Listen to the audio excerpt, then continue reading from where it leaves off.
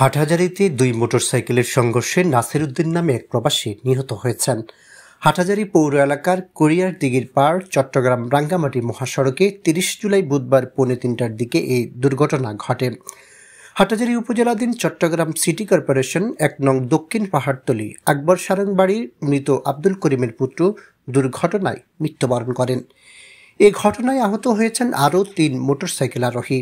প্রত্যক্ষদর্শী সূত্রে জানা গেছে, নিহত হাটহাজারী সড়ক হয়ে ঘটনাস্থলে ইউটার্ন নিতে গেলে রাউজান থেকে হাটহাজারীমুখী অপর একটি মোটরসাইকেলের সাথে সজোরে ধাক্কা লাগে। এতে ঘটনাস্থলে দুমড়ে মুচড়ে যায় দুর্ঘটনা কবলিত দুটি মোটরসাইকেল। সড়কে ছিটকে পড়ে ২ মোটরসাইকেলের ৪ আরোহী। গুরুতর আহতদের উপস্থিত লোকজন উদ্ধার করে হাটহাজারী উপজেলা স্বাস্থ্য কমপ্লেক্সে নিয়ে গেলে নাসিরকে মৃত ঘোষণা করেন কর্তব্যরত চিকিৎসক। বাকিদের উন্নত চিকিৎসার জন্য চট্টগ্রাম মেডিকেলে রেফার করা হয়। বাইরে দোকানে ওই গ্যারেজ থেকে ডাক দিলাম, সবাইকে ডাকে জোকে ওদেরকে মেডিকেলে আহত হয়েছে ৩ জন, একজন বেশি 4জনের মধ্যে একজন, মানে আসলে উনি মনে হয় ওনার বয়স 40 না 50 হবে।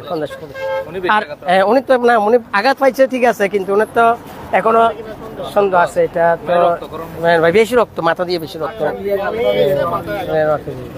আর ওই 2টা ছেলে অজ্ঞান হয়ে গেছিল, পরে পানি টানে দিয়ে হোস করে ওদেরকে সিএনজি করে মেডিকেলে পাঠিয়ে দিচ্ছি। এই 2টা এটার মধ্যে মনে হয় কোনো কি আসতেছে, কে কাকে কাটবে এরকম করে মনে হয় আসতেছে, না হলে আর কোনো গাড়ি নেই।